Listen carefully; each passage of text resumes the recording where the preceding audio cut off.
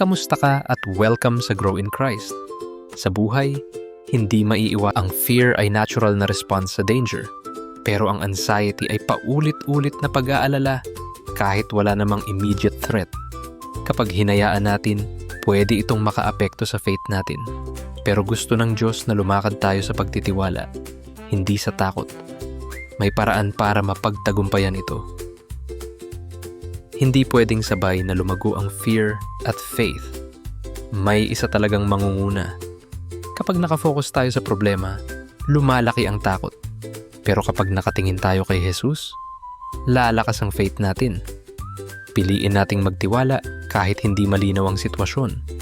Doon nagsisimula ang tunay na kapayapaan. Madalas, sa isip nagsisimula ang anxiety. Kaya mahalaga ang pagre-renew ng mind sa salita ng Diyos.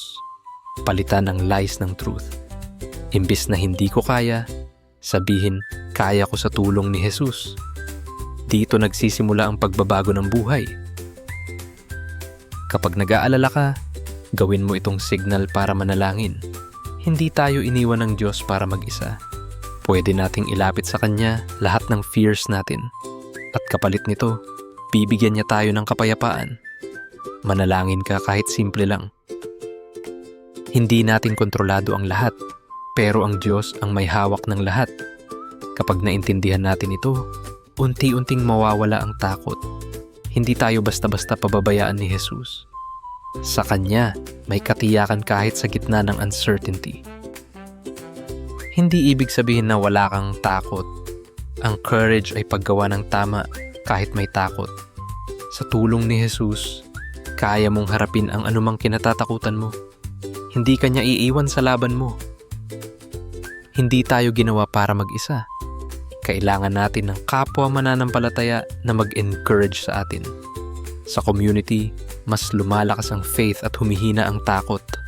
Humingi ng suporta kapag kailangan mo. Ang pag-overcome ng fear ay hindi isang beses lang. Daily choice ito. Piliin mong magtiwala kay Jesus araw-araw. Habang lumalalim ang relasyon mo sa Kanya, unti-unting mawawala ang anxiety. Doon mo mararanasan ang tunay na kapayapaan. Salamat sa panonood dito sa Grow in Christ. Tandaan, hindi ka nag-iisa. Kasama mo si Jesus sa bawat laban.